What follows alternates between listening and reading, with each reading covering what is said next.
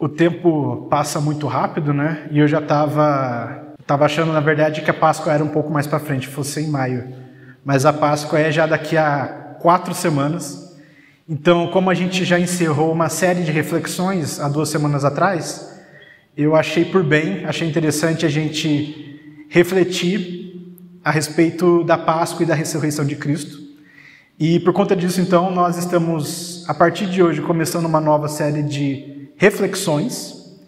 E normalmente as igrejas, nesse período que antecede a Páscoa, faz leituras em passagens bíblicas que falam a respeito da última semana de Cristo, o momento que ele entra em Jerusalém, né? Nós mesmo no ano passado fizemos algumas reflexões nessas passagens, né? Inclusive fizemos a leitura do texto que Jesus entra, né? O Domingo de Ramos, né? Entra na cidade de Jerusalém. Só que nessa reflexão, onde vamos pensar e entender o que é o amor de Cristo, ou como o amor de Cristo se manifesta em nossas vidas, nós vamos nos debruçar sobre os textos da última noite de Jesus com os apóstolos. Então, todos esses textos serão no Evangelho de João. Nessa noite, então, leremos o capítulo de João, o livro de João, no capítulo 13. E leremos, então, agora, a partir de agora, a partir do verso 1 e vamos até o verso 20. Diz assim a palavra do Senhor. Antes da festa da Páscoa, sabendo Jesus que era chegada a sua hora de passar deste mundo para o Pai, tendo amado os seus que estavam no mundo, amou-os até o fim. Durante a ceia, tendo já o diabo posto no coração de Judas, filho de Simão Iscariotes, que traísse Jesus, sabendo este que o Pai tinha confiado tudo às suas mãos e que ele tinha vindo de Deus e voltava para Deus, levantou-se da ceia, tirou a vestimenta de cima e, pegando uma toalha, cingiu-se com ela. Em seguida, Jesus pôs água numa bacia e começou a lavar os pés dos discípulos e a enxugá-los com a toalha com que estava cingindo. Quando se aproximou de Simão Pedro, este lhe perguntou: vai lavar os meus pés, Senhor? Jesus respondeu: o que eu faço você não compreende agora, mas vai entender depois. Então Pedro disse: Senhor, nunca lavarás meus pés. Ao que Jesus respondeu: se eu não lavar, você não terá parte comigo. Então Pedro lhe pediu: Senhor, não somente os pés, mas também as mãos e a cabeça. Jesus respondeu: quem já se banhou não precisa lavar nada, a não ser os pés, pois quanto mais está todo limpo. E vocês estão limpos, mas não todos. Pois ele sabia quem era o traidor. Foi por isso que ele disse: nem todos estão limpos. Depois de lhes ter lavado os pés, Jesus pôs de novo as suas vestimentas e, voltando à mesa, perguntou-lhes: vocês compreendem o que eu lhes fiz? Vocês me chamam de mestre e de senhor e fazem bem, porque eu o sou. Ora, se eu, sendo senhor e mestre, lavei os pés de vocês, também vocês devem lavar os pés uns dos outros, porque eu lhes dei o exemplo para que, como eu fiz, vocês também façam. Em verdade lhes digo que o servo não é maior do que o seu senhor, nem o enviado é maior do que aquele que o enviou. Se vocês sabem estas coisas, bem-aventurados serão se as praticarem. Não falo a respeito de vocês, de todos vocês, pois eu conheço aqueles a quem escolhi, mas é para que se cumpra a Escritura: aquele que come do meu pão levantou contra mim o seu calcanhar. Desde já lhes digo isso, antes que aconteça, para que, quando acontecer, vocês creiam que eu sou. Em verdade lhes digo: quem recebe aquele que eu enviar, recebe a mim, e quem recebe a mim, recebe aquele que me enviou. Amém. Muito bem, irmãos. Essa semana eu assisti a um vídeo de um pastor que eu acompanho na internet. Esse pastor chama Vitor Fontana. E ele o vídeo especificamente estava falando a respeito de uma pesquisa que foi feita nos Estados Unidos sobre o motivo pelo qual várias pessoas lá nos Estados Unidos estavam abandonando as igrejas. Então entrevistaram várias pessoas para saber por que elas decidiram não mais acompanhar a vida das igrejas que eles frequentavam. E ele comentando essa pesquisa, ele falou que daria para dividir em 2 grupos. 50%, ou seja, quase metade desse grupo, tinha deixado a igreja porque realmente havia perdido as convicções de Deus, se tornaram ateístas. A outra metade, por outro lado, tinha diversas razões. Mas tinha uma que se destacava mais do que todas as outras. E o motivo que fazia desse grupo que cria ainda em Deus, mas que não frequentavam mais igreja, era o comportamento daqueles que estavam na igreja. De pronto a gente pode imaginar, realmente as nossas igrejas, mas provavelmente até a dos Estados Unidos, está passando por um momento muito difícil, né? Tem muita igreja que a gente vê por aí que está dando margem a ensinamentos que são contrários às Escrituras, estão abraçando o comportamento do mundo, que estão realmente até mesmo, vamos dizer assim, deixando os crentes viverem da maneira que quiserem, né? Então, a primeira coisa que a gente pensa é, alguma pessoa viu que o comportamento da liderança ou dos próprios irmãos da igreja era tão pecaminoso que achou melhor sair da igreja. A igreja, provavelmente, nos Estados Unidos, e por que não no Brasil, né? Porque a gente tem uma certa semelhança, a gente parece um pouco. A igreja desses 2 lugares provavelmente está morrendo porque está dando lugar ao liberalismo teológico e à pecaminosidade do mundo atual. A verdade, porém, é que, a gente pode falar que é por conta do pecado. As pessoas estavam saindo por conta do pecado realmente, mas não desse pecado que eu acabei de falar, que geralmente a gente pensa. O motivo que as pessoas nos Estados Unidos estavam abandonando as igrejas era por conta como eu posso dizer, por conta do problema de relacionamento que aconteciam entre os irmãos dentro da igreja. Por conta da dureza do coração, das brigas, das desavenças, talvez das fofocas, por conta de, às vezes, um ódio muito forte, enraizado dentro dos corações de cada um, das amarguras, por conta, talvez, de rivalidades. Enfim, é pecado, mas não o pecado que a gente geralmente acha que é. Era justamente um problema, então, no fim das contas, de falta de amor mútuo, falta de amor uns pelos outros. O próprio pastor destaca no comentário que, mesmo que a gente fique muito preocupado com a teologia liberal, e a gente precisa ficar, porque realmente prega várias coisas contra aquilo que Deus nos ensina nas Escrituras, o principal problema que fez com que as pessoas nos Estados Unidos e provavelmente aqui no Brasil se afastassem das igrejas tem muito mais a ver com ele, segundo ele usou a palavra conservadorismo, mas para mim trata-se muito mais de uma questão de tradicionalismo, em que nós geralmente tendemos a ficar muito mais expostos e preocupados com algumas ações específicas que geralmente a cultura evangélica faz do que verdadeiramente os próprios corações que nós temos. Então ele até comenta, né, que normalmente o que acontece lá, como pode acontecer também aqui, e muitas vezes acontece, é esse ímpeto que todo mundo tem de tentar forçar as outras pessoas a se comportarem da maneira que se julgam corretas, mas sem abordar o próximo através de amor, de uma maneira amorosa, aconselhando. Geralmente é sempre com o dedo na cara, falando que a pessoa está pecando e vai para o inferno. Não tem não que a outra pessoa esteja errada, mas ela não pode sacrificar, não que a pessoa que está acusando está errada, mas ela não pode sacrificar o amor em detrimento da verdade. Então, vários problemas apareceram lá, pessoas começavam a brigar, discutir entre si. Lá também houve questões, e muitas das reclamações eram voltadas com relação à política, assim como aconteceu aqui.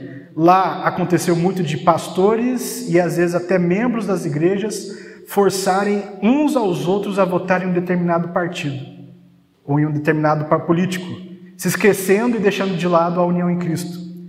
O que acontece então é que as pessoas que se sentiram subjugadas e até perseguidas em alguma maneira por conta disso, elas deixaram a igreja, porque começaram a perceber que ali não era um ambiente onde reinava a união em Cristo através do amor.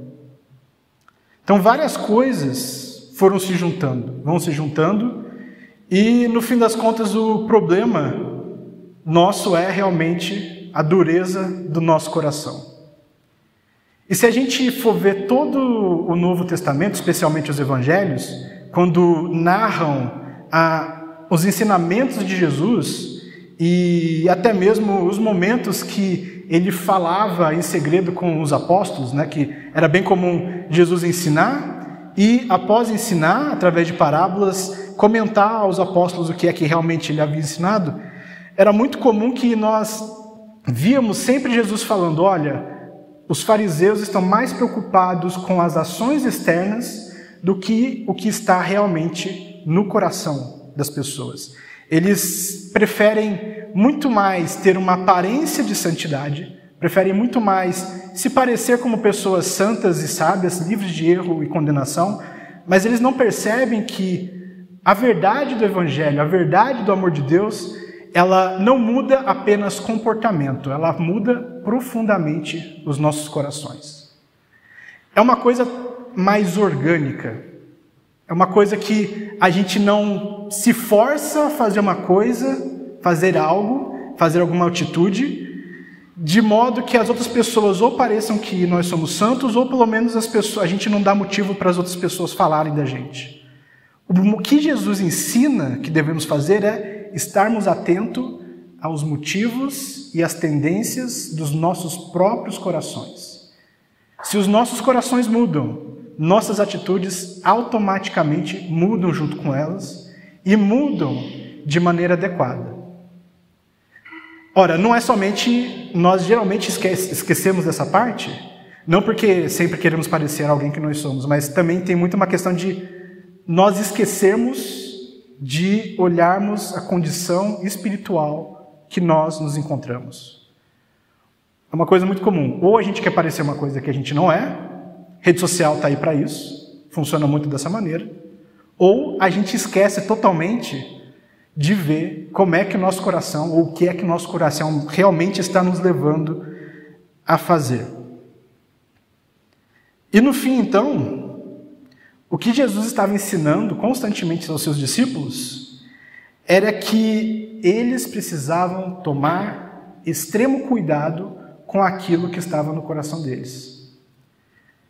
E até o último momento, nesse momento que a gente acabou de ler aqui em João, a gente percebe que, mesmo Jesus tendo vivido com os discípulos por durante 3 anos, de maneira muito próxima, ainda assim os discípulos ainda tinham alguma dificuldade em entender o que Jesus estava falando. Então a gente pode ver até essa própria situação, o começo da situação dos lava-pés. Não sei se os irmãos sabem, mas o Evangelho de João é o único evangelho que não fala sobre o momento da ceia. Os outros 3 evangelhos têm o momento da ceia, mas o Evangelho de João, ele tem o momento de lava-pés. E isso é muito interessante porque qual é a reação dos discípulos quando Jesus chega no lugar em que eles estão reunidos? Ele tira as vestimentas dele e cinge-se, né? Coloca uma toalha ao redor da cintura e se coloca para lavar os pés dos discípulos. Para os discípulos, isso é um absurdo. E a gente pode ver isso pela própria frustração e crise que o apóstolo Pedro tem aqui. Jesus está realizando nesse momento algo que as pessoas naquele contexto judeu entendiam que era um serviço apenas de escravos. Ora, Jesus, que a gente sabe que veio de Deus, daquele que é o mais alto, que é nobre, ele está se vestindo como escravo para lavar os nossos pés? Não. Ele não pode fazer isso. Não pode. Isso não é algo bom. Isso não é algo bom. Foi aí então que Jesus confronta Pedro. Ora, Pedro, se você não permitir que eu lave os seus pés, você não tem parte comigo. Aí Pedro, impulsivo como sempre foi, no mesmo momento, não, tudo bem então, Senhor, lava meu corpo inteiro. Se eu não tenho parte comigo, então, por favor, lava meu corpo inteiro, não só meus pés. Aí Jesus fala, olha, você já foi limpo. O que precisa apenas é que você lave os pés. E eu vou fazer isso por você. O que a gente entende disso? A nossa tendência de constantemente nos preocuparmos com a aparência das coisas. A gente nunca presta atenção nas coisas por trás daquilo que a gente vê. Jesus, ele está ensinando uma importante lição para a gente, que é servir é equivalente a amar o próximo. Muitas vezes a gente tem dificuldade em amar o próximo porque a gente não quer servir ao próximo. A gente só serve e a gente só ama, normalmente, aqueles a qual são parecidos com a gente. A gente só se aproxima de quem, de alguma forma, nos faz nos sentir bem.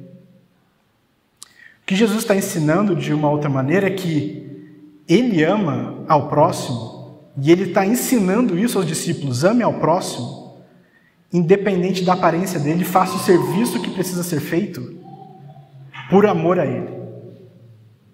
Veja, eu já vi alguns casos em que algumas pessoas, por exemplo, estavam desempregadas e, por um acaso, elas acabavam passando em um concurso público para serem garis, né? Limpador de rua. E muitos desses casos eu fiquei sabendo, que as pessoas elas se vestiam durante o trabalho de uma maneira tão coberta assim, porque elas tinham vergonha de falar que eram garis. Elas não queriam que as outras pessoas percebessem que elas eram varredores de rua. Por quê? Porque para elas, varrer rua é um serviço, um subserviço, um subtrabalho. Um trabalho medíocre, um trabalho que não é bem quisto, que é mal visto. De alguma forma, a nossa visão brasileira é muito parecida com a visão judaica aqui. Porque a gente tem esse preconceito na nossa cabeça, no final das contas, de que pessoas que trabalham com serviço de limpeza, de alguma forma, estão trabalhando em subserviços, ou são pessoas que não têm dignidade, são pessoas que parece que tem algum problema ali, ou a gente fica com pena delas, né? A gente tem um certo preconceito com esse tipo de coisa. E o que Jesus está falando aqui é, olha, eu vou servir da maneira que vocês menos esperam. Eu vou servir através da limpeza dos seus pés, um trabalho que vocês pensam que é um subtrabalho que apenas escravos realizam. Porque eu amo vocês. Eu vou fazer esse serviço porque essa é a maneira que o Pai quer que nós amemos uns aos outros. Fazendo trabalhos de maneira simples, humilde, fazer as coisas sempre com boa intenção no coração, no desejo de ajudar e auxiliar o próximo. Tem um grande pregador chamado John Stott, antigo, já faleceu. E ele foi pregar numa conferência, não me lembro que país, e é dito que após ele ter pregado nessa conferência para milhares de pessoas, naquele mesmo dia ele pega uma vassoura e começa a ajudar as pessoas a varrer o lugar em que elas estavam, o próprio lugar da conferência.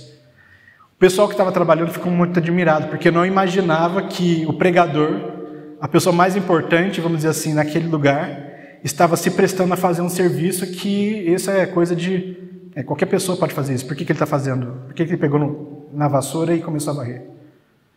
Porque ele ama as pessoas que estavam ali para quem ele pregou, da mesma maneira que ele ama as pessoas que também estão ajudando no trabalho, no serviço que possibilitaram aquele momento.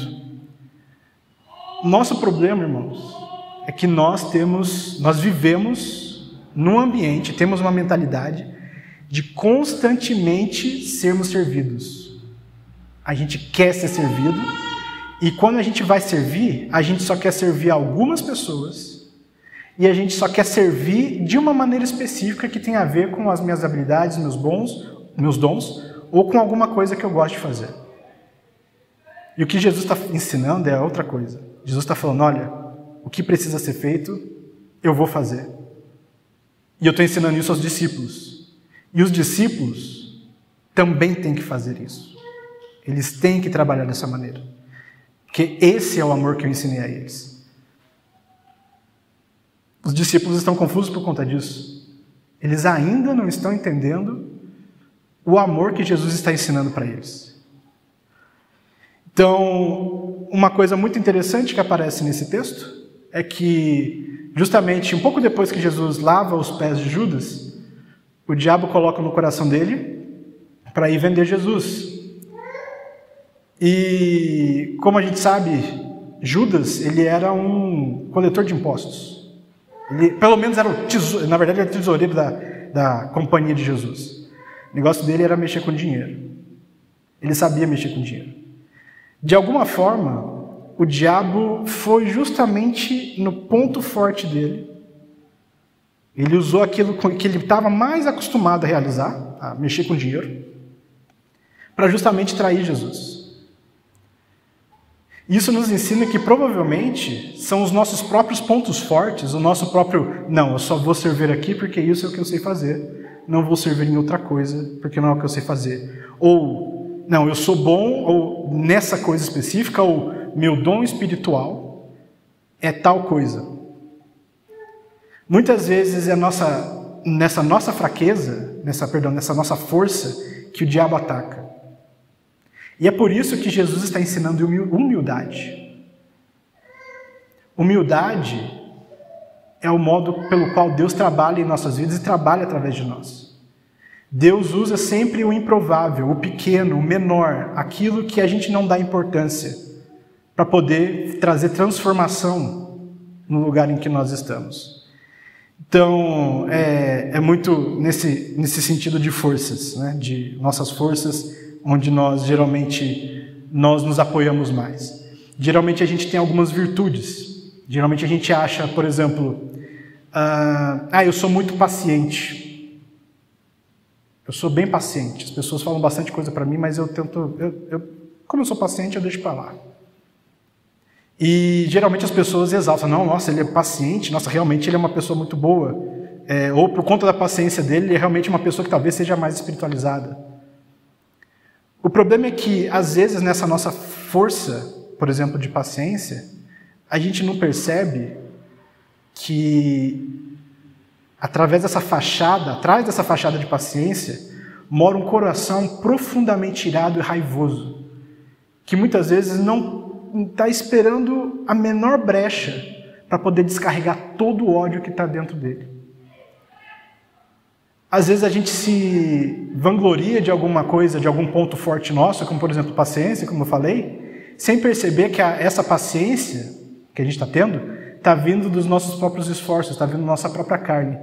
E não percebe que o nosso coração já está apodrecido de tanta raiva e ódio guardado, de tanto rancor, de tanta vontade de querer esparramar aquele ódio que se acumulou por tanto tempo. É a mesma coisa humilde, né? Quantos de nós não vimos falsos humildes, né? A gente vê pessoas que são humildes, que não se vangloriam, mas em algum momento, em alguma medida, a pessoa fala, não, meu nome do meio é humilde. Ou seja, falsa modéstia. A pessoa se faz de humilde, mas no fundo, o coração é muito orgulhoso. A pessoa se acha melhor que todo mundo. Olha como eu sou humilde, olha como eu sou paciente, eu sou melhor que aquelas outras pessoas. Olha que falta de sabedoria delas. Ou seja, as aparências enganam. Se a gente descansa nas nossas próprias fraquezas, nas nossas próprias forças, as nossas forças, no fim das contas, se tornam nossas fraquezas e lugares pelo qual o diabo pode entrar para acabar com as nossas vidas. Ou seja, a gente não percebe que se nós estamos nos apoiando demais naquilo que a priori, né, no primeiro momento a gente acha que é a nossa força, a gente não percebe que descansar nessas nossas forças, a gente acaba se perdendo e não agindo da maneira como Deus quer que a gente haja. Último exemplo, estava lembrando aqui, sinceridade, estava tentando achar a palavra aqui, sinceridade. Muita gente gosta de falar, eu sou muito sincera, eu falo tudo para os outros. Tem alguma coisa que está me incomodando, eu falo. Isso é a coisa mais comum que eu vejo as pessoas falando. Só que muitas vezes a gente fala que sinceridade é algo muito bom, sem perceber que a gente está usando a nossa sinceridade para simplesmente destilar o ódio que a gente tem no coração. Da mesma forma que a gente usa, enquanto a gente é paciente, está guardando raiva dentro da gente, a sinceridade, no fim das contas, a gente usa ela só simplesmente por desculpa para maltratar as outras pessoas. E a gente fala, não, está tudo bem, é sinceridade está tudo certo. É um problema? Ou seja, estamos usando coisas que nós achamos boas para simplesmente externalizar a podridão do nosso coração. E como devemos, então, servir a Deus? Como é que a gente precisa, como é que a gente pode, então, transformar os nossos corações? Porque é isso que Jesus está nos ensinando. Se a gente quer ter atitudes corretas, a gente não pode descansar nas nossas próprias forças. Se a gente quer ter atitudes corretas, a gente precisa descansar em Deus. E a nossa transformação vai vir justamente quando a gente descansar mais nas nossas fraquezas, que é por onde Deus vai trabalhar as nossas vidas, do que nas nossas forças. Quando a gente descansa e usa as nossas forças, a gente está descansando na nossa carne. E é por isso que a gente se descontrola.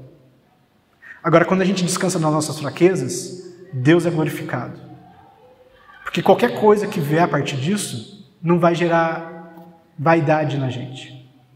A gente vai entender que foi Deus que usou a nossa fraqueza para o reino dele avançar. Deus sempre trabalha através das nossas fraquezas. E é por isso que Jesus, justamente, assume a posição de um escravo. Ele faz aquela atitude que todo mundo considera menor para demonstrar que é através do pequeno, que é através do improvável, que é através daquele que está sendo deixado de lado, é que Deus vai agir no coração de todo mundo.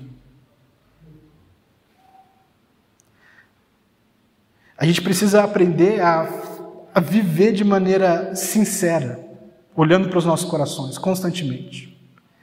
A gente precisa aprender a externalizar o amor verdadeiro por Deus através das nossas fraquezas. E um último ponto para a gente terminar, só para deixar bem ilustrado isso. Hoje quando a gente fala de limpar os pés, hoje a gente pensa que é uma coisa, não deve ser tão ruim, né? É estranho limpar os pés, é verdade.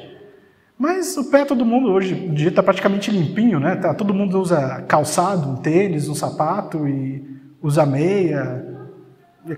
Provavelmente não tem muito problema. Só que naquela época, as pessoas andavam ou descalças ou com sandálias. Ou seja, eram pés muitas vezes muito judiados, cheios de feridas, cheios de machucados, muita sujeira, porque era até uma região muito desértica. Então, eu convido os irmãos a, talvez, um dia, andar o dia inteiro, ficar o dia inteiro com o chinelo andando para cima e para baixo. Provavelmente os irmãos vão ter uma pequena ideia de como é que era o pé das pessoas naquela época, e depois pede para alguém lavar o seu pé, ao invés de você lavar. Provavelmente, até mesmo você vai ficar, vai ser difícil lavar o pé hoje, né? Mas, veja, o amor que Jesus está mostrando para a gente é um amor que quer cuidar daquele que já está maltratado, que já está desgastado pela vida, através de coisas simples, coisas que muitas vezes as pessoas deixam de lado.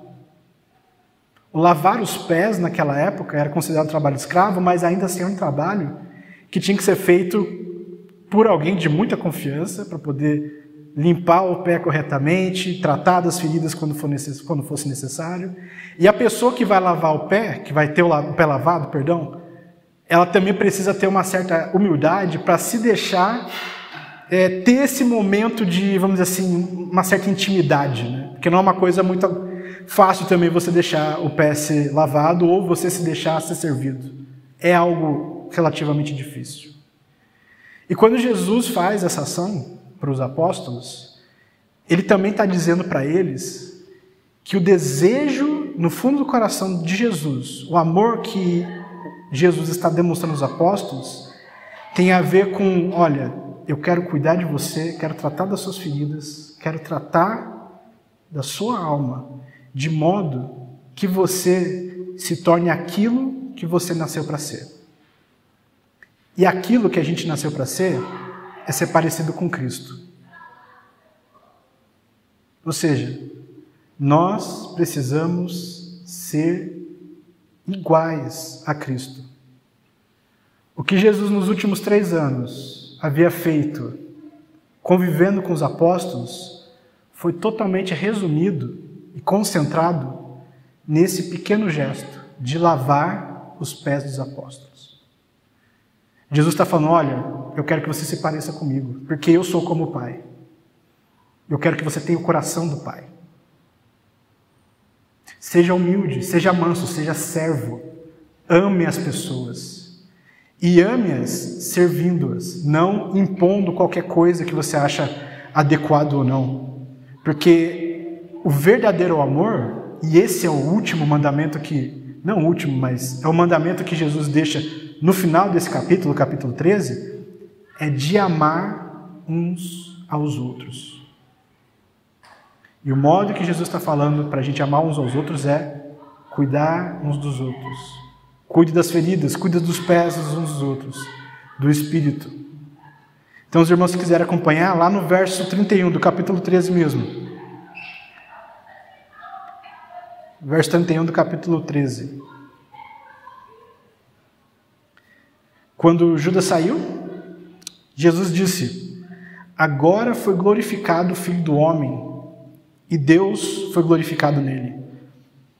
Se Deus foi glorificado nele, também Deus o glorificará nele mesmo, e ele o glorificará imediatamente. Filhinhos, ainda por pouco estou com vocês. Vocês vão me procurar, mas o que eu disse aos judeus também agora digo a vocês. Para onde eu vou, vocês não podem ir. Eu lhes dou um novo mandamento, que vocês amem uns aos outros, assim como eu os amei. Que também vocês amem uns aos outros. Nisso, todos conhecerão que vocês são meus discípulos, se tiverem amor uns aos outros. O remédio para aquilo que a gente viu naquela pesquisa dos Estados Unidos é algo que Jesus já ensinou para a gente. Amar uns aos outros. E o que é amar uns aos outros? É desejar ver no outro Cristo manifestado, Cristo imitado. E isso é feito através de lavar os pés uns dos outros, serviço, cuidado, e não através de imposição, e não através de dedo na cara, não através de, olha, você é um pecador, você precisa fazer X, senão você vai para o inferno. O modo que Jesus nos ensina é convivência, como ele fez com os discípulos, 3 longos anos juntos. E ainda assim, nesses 3 longos anos juntos, os apóstolos não estavam entendendo direito a mensagem. Ainda assim, Jesus era amoroso, paciente, calmo e cuidava das feridas deles. Amar uns aos outros, discipulado, é desejar ver Jesus Cristo imitado e replicado na vida dos outros. Não tem a ver com o meu coração, com o que eu quero. Tem a ver com Cristo sendo revelado para a glória de Deus Pai. Oremos, irmãos. Bondoso Deus, eterno Pai, nós temos imensa e incrível dificuldade de entendermos o que é amor, ó Deus. Nas nossas cabeças, amor geralmente é uma coisa totalmente diferente. Nas nossas cabeças, especialmente por conta da cultura que a gente vive. Amor é geralmente paixão, amor geralmente é simplesmente um carinho. Mas a sua palavra diz, ó Deus, que amor de verdade é enxergar Cristo no próximo e querer ver que essa pessoa se pareça mais com Cristo, ó Deus. Assim como Jesus morreu na cruz por nós, ó Deus, pedimos que o Senhor nos ajude a ter esse coração, esse amor de Cristo para nós também carregarmos a nossa cruz, Não para parecermos mais santos, mas para que outras pessoas reconheçam e conheçam o seu amor, ó Deus. Pedimos que o Senhor esteja dando esse coração de Jesus para nós, ó Deus. Pedimos que o Senhor esteja nos tirando todo tipo de preconceito de nossos corações, todo tipo de má vontade. Que o Senhor enche os nossos corações com desejo legítimo de ver essa sociedade alcançada para Cristo. E que nós possamos alcançar essa sociedade amando uns aos outros aqui em nosso meio e também amando os nossos inimigos, também como Jesus nos amou um dia, quando ainda não nos conhecíamos, ó Deus. Continua transformando nossas vidas, Senhor. Continua dando-nos o seu coração. Em nome de Jesus. Amém.